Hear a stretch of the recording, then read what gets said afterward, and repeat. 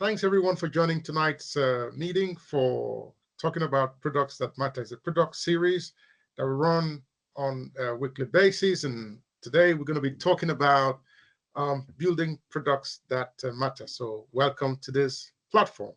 Um, you find out that in life, well, most of you, for those of you who don't know me, my name is Uwem Omana. I'm an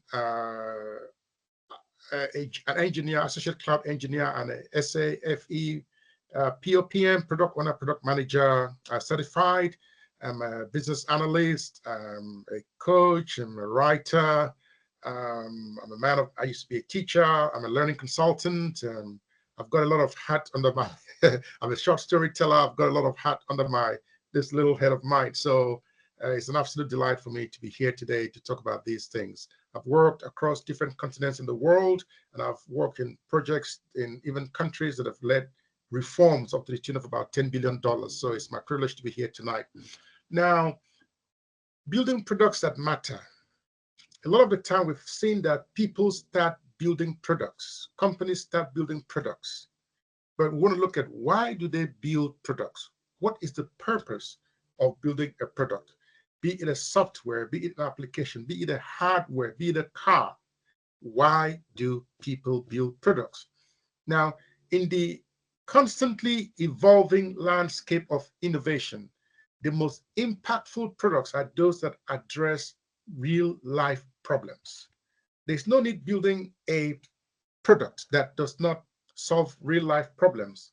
So this presentation is going to delve into the art of identifying genuine challenges and crafting solutions that resonate with users' needs. We're going to explore sort of cases of groundbreaking products and that have transformed industries and examine the principles that guided their success. And so that when we're building products, if you happen to be in a situation that you want to build a product, you will understand how and why this product should be built. Okay. Now, the most important thing in building a product is problem identification. Every product is supposed to solve a problem. Now, if you cannot identify the problem correctly, you bring about the concept of irrelevance. So products that fail to identify and address genuine problems struggle to gain traction in the market. They become just mere novelties, quickly forgotten and replaced by more meaningful solutions.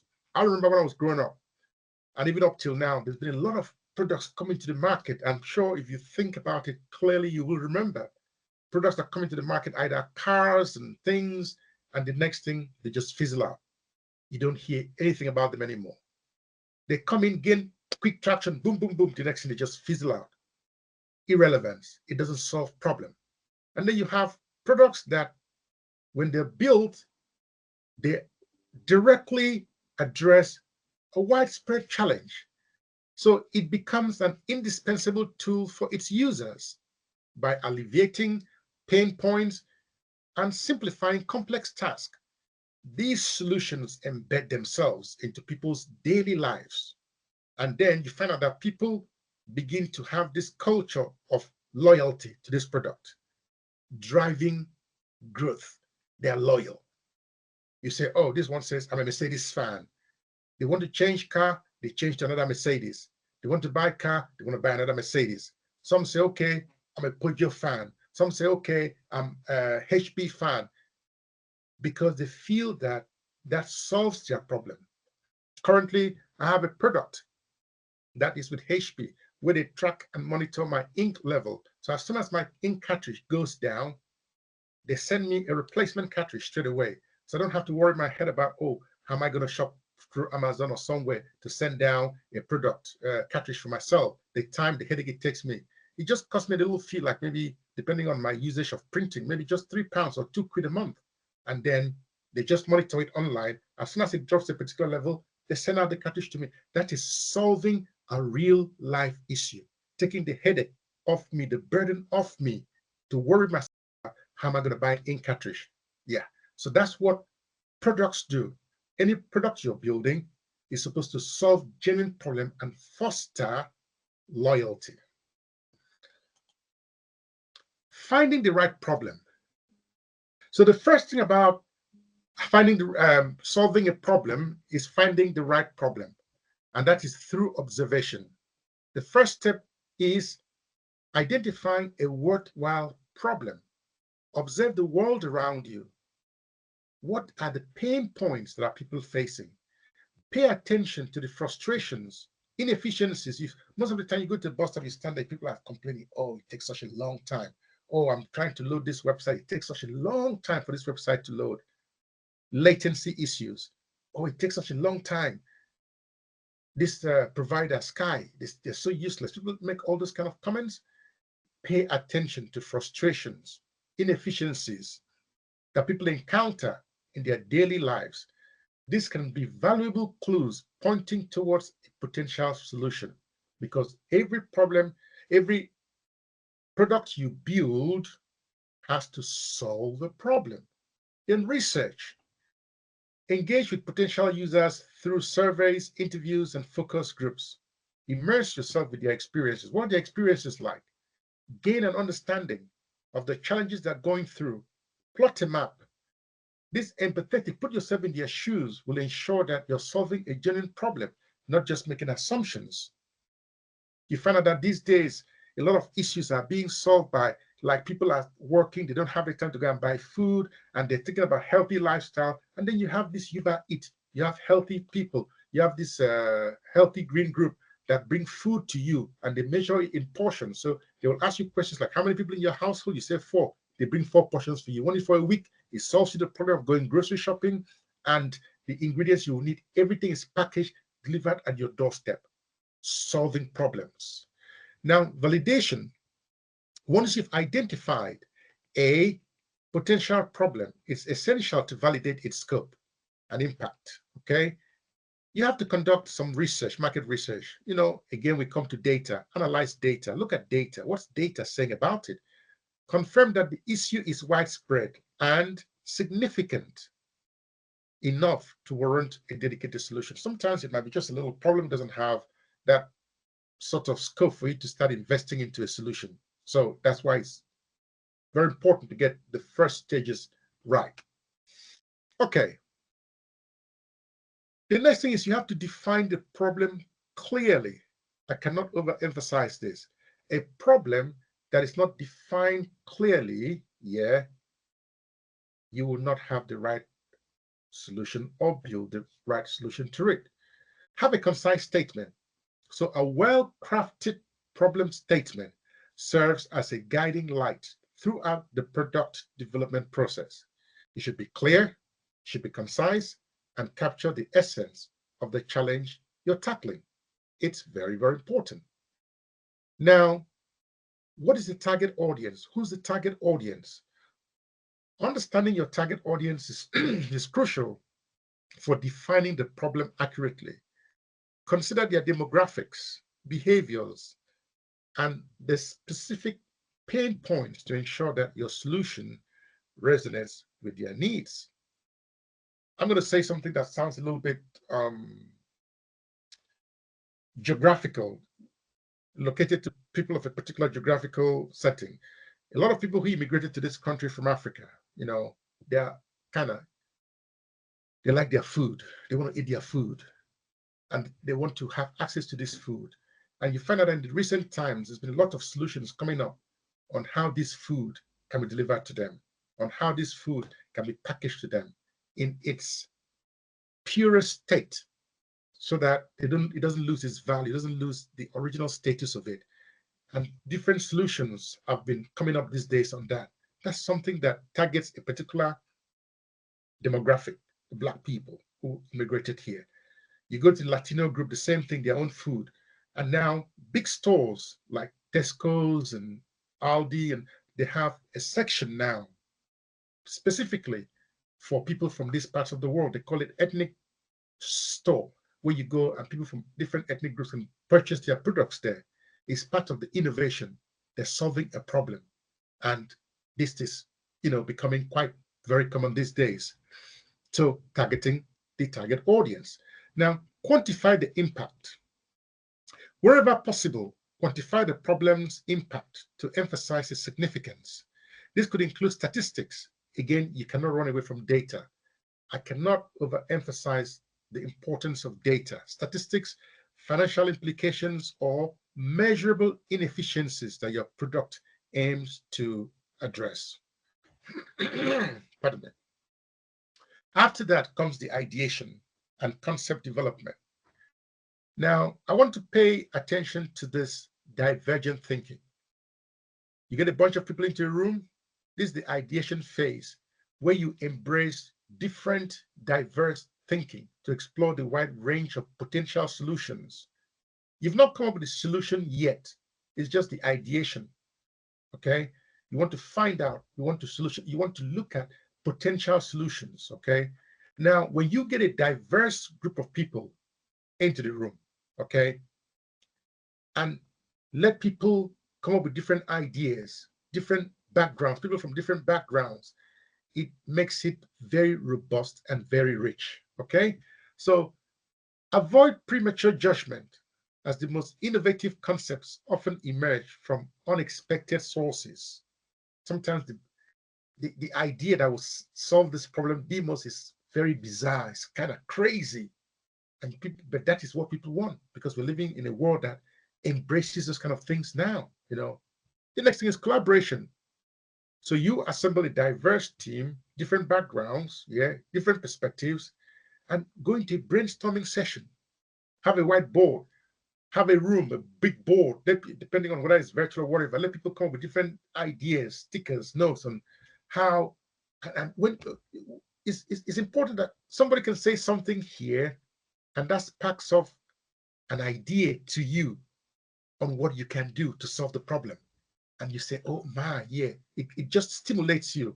So creativity, it uncovers creativity and unique insights that individuals might have overlooked. And after that is prototyping. Okay. So if you come out now and say, okay, we've collaborated, did boom, boom, boom, boom, boom, boom. Let's go for this one. This is most likely going to be the solution we're going to go for. Prototyping. Prototyping is the process of essentially building a semblance of what the real product will look like. Okay. This is essential for testing and refining concepts. Okay.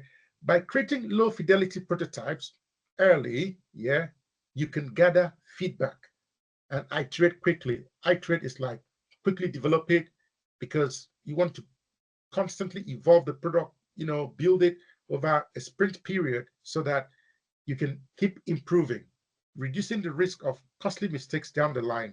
I guess that's one of the beautiful things about Agile compared to waterfall. In waterfall, maybe all the requirements will be gathered and the product is built, and then mistakes down the road, you go back to correct it, the change process and everything. But with Agile, which is 2 weekly sprints, you can build a feature, quickly test it, see how it's doing, go back and improve on it. And then prioritization. As the ideation phase progresses, prioritize the most promising concepts based on their impact, okay, feasibility, and alignment with your problem statement. Again, don't forget, I take you back to the problem statement, okay? This focused approach will ensure that your resources are allocated effectively. So this is the ideation and concept development stage now, okay? Then user feedback. I cannot overemphasize the importance of having feedback. It's interesting that these days, when you go to some websites to buy a product or whatever, as soon as you finish, they'll say feedback. And sometimes they will not allow you to click submit until you do that feedback. They incorporate it in, which I think is quite bizarre. They incorporate it in because they want to get a feedback from you, then you click submit. All what they're trying to do is to get feedback from you so that they will improve on the next iteration. They will improve the features to make it use the feedback you've given to build a more user-friendly product. So there's what we call the MVP, minimum viable product, okay? Once you've identified a promising concept, okay, you want to develop a minimum viable product.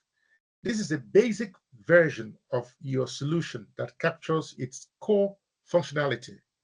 This allows you to test the product with real users and gather feedback. Again, talking about this concept of feedback early on. And after that is user testing. What is user testing? It's being able to locate your target audience and testing this product with them observing how they interact with this MVP you have built. Then you're going to pay close attention to how they react to this product. Are there any frustrations they're facing? If they're facing these frustrations, you note it down, get the feedback, areas of confusion. Maybe it's a software you've built that's supposed to, people are supposed to log in and do an automated process or do something. And then when people are going there, they're struggling. Which button do I press? This button looks like this one. It's not clear. Feedback, confusion, so that you improve that process. I never used to like Teams before because I thought that it was just giving so much headache. But over a period of time, I discovered that they've taken a lot of feedback on and they're getting a lot better now. They're becoming a lot more user friendly now compared to what it used to be a couple of months ago. So now it's not a pain using them. Before I used to abhor using it, but I see that they've invested a lot into product um, improvement now. That's based on feedback they've gotten. Then iterate and improve. Based on the insights gained from user testing, iterate and improve your product. Address any issues, bring in new features, streamline the overall experience. And this process, this iterative process, this repeating process should continue throughout the development cycle, ensuring that your solution remains aligned with what the user needs. Again, iteration and improvement. We cannot run away from data. For those of you who are a little bit scared about data, I've posted a lot on data on my LinkedIn profile, on all the platforms I belong to. I do some weekly posts on data, which is coming to an end, I think, this week or next week. So go and read through data. What I've posted is not exactly very difficult. It's something user-friendly, in my own opinion, and the feedback I've gotten is quite nice, that is easy to access. So read on it and get yourself educated on data. So data-driven insights. Leverage data analytics, data don't lie, to gain insights into how users are interacting with your product is very important. Then identify areas for improvement, uncover usage patterns, and make informed decisions based on quantitative evidence. Feedback again, user feedback. Continuously solicit feedback from your user base through surveys, focus groups, and support channels. This ongoing dialogue will help you identify pain points, gather feature requests, and ensure that your product remains relevant and valuable. And of course, foster a culture of collaboration within your development team. The dev team are the people who build the product. They are the coders, okay? Especially when you're building a software. Foster that culture of collaboration, encouraging open communication and cross-functional cooperation. This approach ensures that diverse perspectives are considered, not just my perspective, your perspective, so that your product benefits from a wealth of expertise.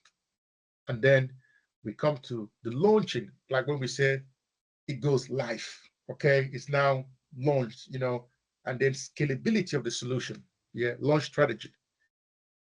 You want to develop a very, very comprehensive launch strategy that considers your market, your target market, marketing channels, even the pricing model, because a well-executed launch of product can generate buzz and drive early adoption. Before a product goes on, you hear a lot of vibes going on, a lot of vibes. Oh, this product is coming, is going to address this, is going to address this. There's a lot of vibes around it. This is what it's going to do. The pain points people have been experiencing is put out. You know that when you go in, shopping is such a pain these days. However, I remember the local shop near where I live. It was shut down for 1 month. It was such a pain because we had to go to somewhere far away to be doing shopping now. But what did that do? They said that there's a lot of long queues because when you go to the till, people queue up. Somebody wants to buy just one item, is queuing up 2 items and a trolley load. So there was this pain point of people waiting endlessly to do a purchase. But they shut the store down, I think, for a month or two, and they said they want to revamp the store and make it more user-friendly. Yeah, it was a bit of a pain because we had to go to other stores a bit far away.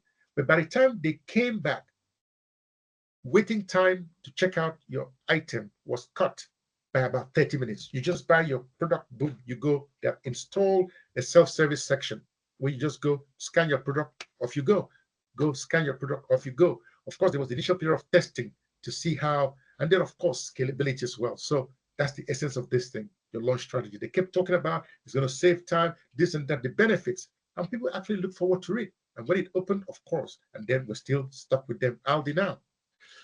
Now, scalability. Design your product with scalability in mind from the outset, because that is one of the flaws of products that were designed before now. When it was time to scale up because business volume increases, scalability became an issue. People could not scale up because to go and scale up meant they have to do a lot of infrastructural change, a lot of money, a lot of resources has to go in. The beautiful thing is that from these days, when you're building a product, you have in mind scalability. So you build it with that robustness that when the business scales up or down, it's robust enough to handle peak seasons and down seasons. Okay. So ensure that your infrastructure, architecture, and processes can accommodate rapid growth and increase demand as your user base expands. Take, for example, clothing items for young people who are going to secondary school, okay, in September is always at its peak because people are going back September, fresh start, year sevens, everybody's just rushing fresh uniform for. So the demand is very high at that point in time. So those people who are building uniform products for kids, they have to ensure that there's enough supply that will meet all the needs of students.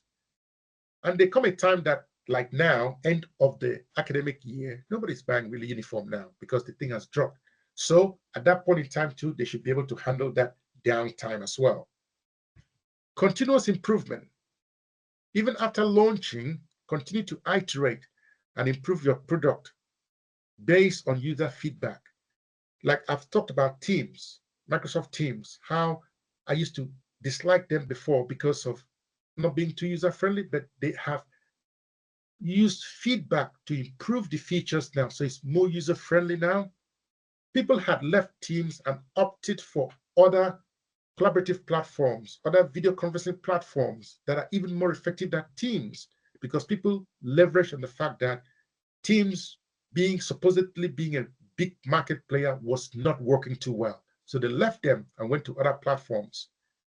But they saw that they were losing business now. So they stepped up their game, used that feedback for continuous improvement. So basically, in a nutshell, yeah, that is how you build a product that matters, a product that stands the test of time. Now, if you have any question, I would, Tom or anybody can just unmute anybody. They can ask your question or they can put your question in the chat and we can take it from there. But while on that, just quickly, just want to let you know that Litt, Lean Icon Technology, I'm a product. I'm an alumnus of Litt. I trained with them on a couple of programs. I did my data modeling with them. I did my initial business analysis with them. I did my SAFE6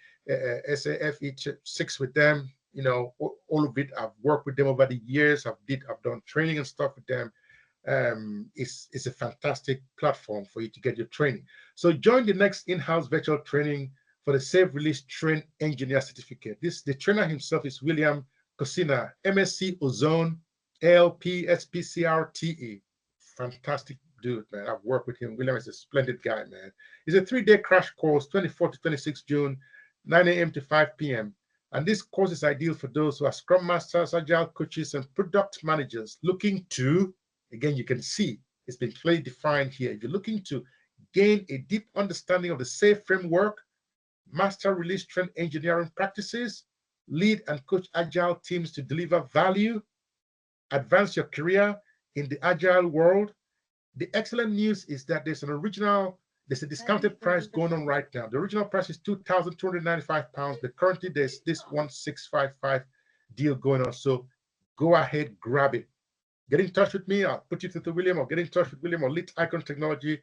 Don't miss out on this opportunity to advance your career. So I didn't just want to miss out on this important information. So questions now and comments or contributions. We've got about 4 minutes.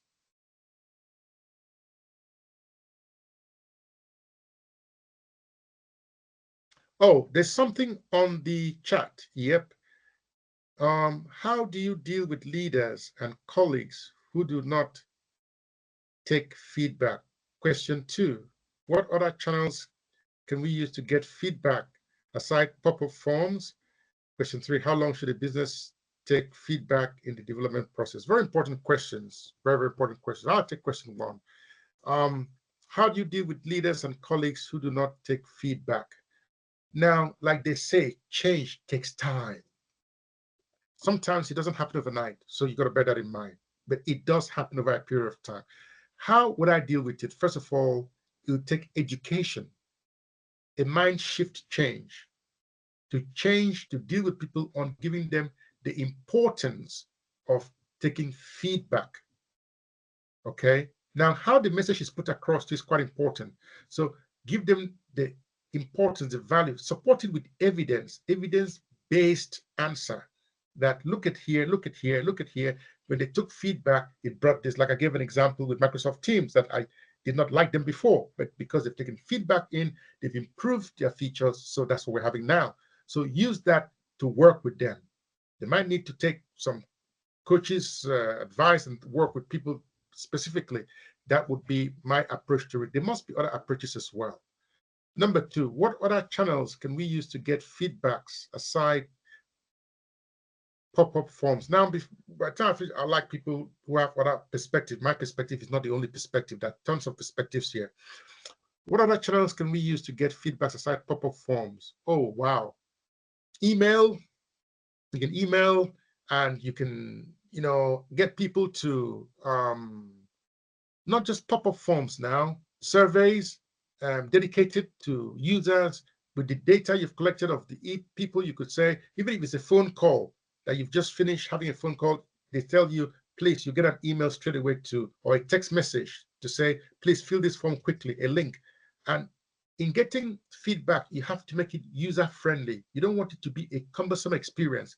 Sometimes you might want to get qualitative feedback as well, which is very important, but it should be something user-friendly to encourage people to do it, because that's how you get the feedback.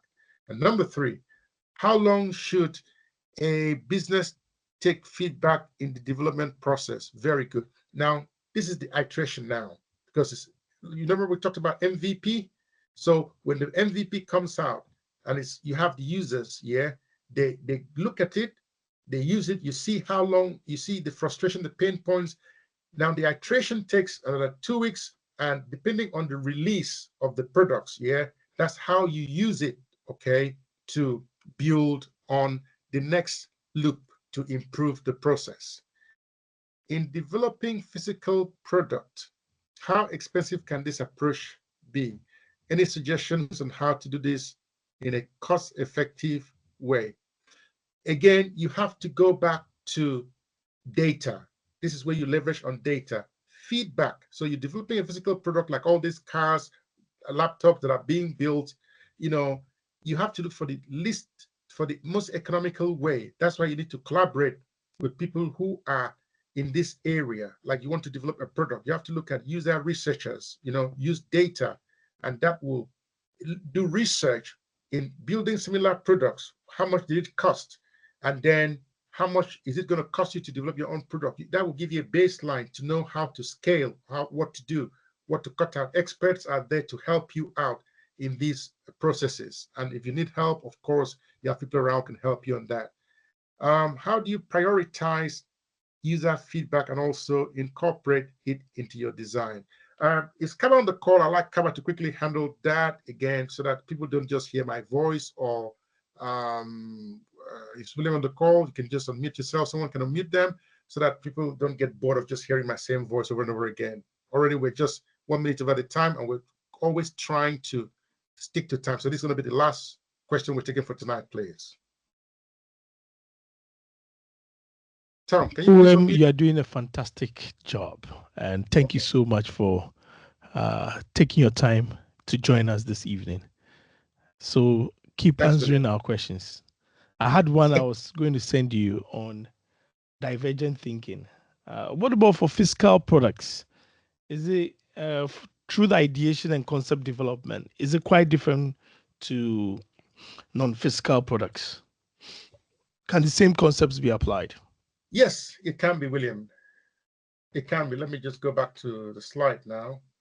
I did have something here on the ideation here. Now, what I like about this ideation and concept development is there's so much that can happen when you get a people together in a room to brainstorm divergent thinking. You'll be so shocked. I've been running Beyond Barriers for some time now, and every evening we meet together, you're shocked at the solution that people propose. And I like the out of box thing. So if you're building a physical product, even a process, when you listen to other people, you have divergent viewpoints. People are giving you perspective that you can build into your process. Because if you're running a physical business and you're doing delivery, for example, you should have an end-to-end process mapped out. Now, this end-to-end process will take into account times of delivery, your product, and things like that. Now, look at your competitors. What are they offering? What is the pain point now? The pain point that your from the feedback you're getting that your customers are giving you, is it that it takes such a long time for them to receive a product from you? So you might look at your delivery channel, the people you're using, how effective are they? Or when the products go there, it's not in its original state. Is it that you need to go into an agreement, a quality agreement with your deliverers to say, listen, this product has to be delivered in a certain condition so that, especially depending on which part of the world you are at, because I know we have different audiences here. So those are the things you have to take into account. Again, there's always a benchmark. Look at what other providers are giving out. Don't just live in your own world. Look at what are they offering, then bring that to your own to eliminate the pain point that your customers are having, which takes you back to that culture of feedback. Cost is part of it. If you're selling a phone, £2, and somebody is offering a similar phone for £1.50, there must be something they're doing right. How did they get it at £1.50 with the same value? You want to look at your process. You want to cut down your process? You want to streamline your process to eliminate waste? Is there any way that waste is so that you can be competitive? If not so, you're not going to sell the product. I don't know whether that answers the question. I hope it does. It does. It does. Thanks so much. Thanks, William. And for those of you who may not know, William is the guy who actually, when it comes to the IT space, that's the guy who actually made me. William is a great guy. He's been my personal trainer in all what I've done. We've had some fantastic time with William, in the space. And in your journey in the IT world product, you need somebody that you're going to be bouncing off ideas with, who can lead you and guide you through life's journey. So when I went into the IT space, that was the guy that, I used to bounce off my ideas with. He told me where I'm this. And, William is a brilliant guy, man. He's a brilliant guy. He's worked with top-notch organizations across the world in product development, in training their teams for SAFe, and whole organization. He's had experiences, tremendous experiences that if you listen to his training, latch onto his training, I tell you what, you'll get a lot. And he's a public speaker as well. He's a storyteller as well. He's a sportsman. I'm not trying to sell William to you, but I'm telling you that if you go into his training program, you're in safe hands. That's my point. Thank you. I'll send a check through. Thank you so much.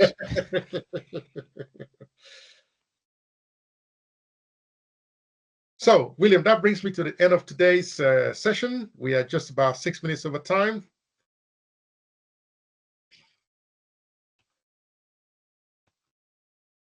And thank you, everybody, for joining tonight's session.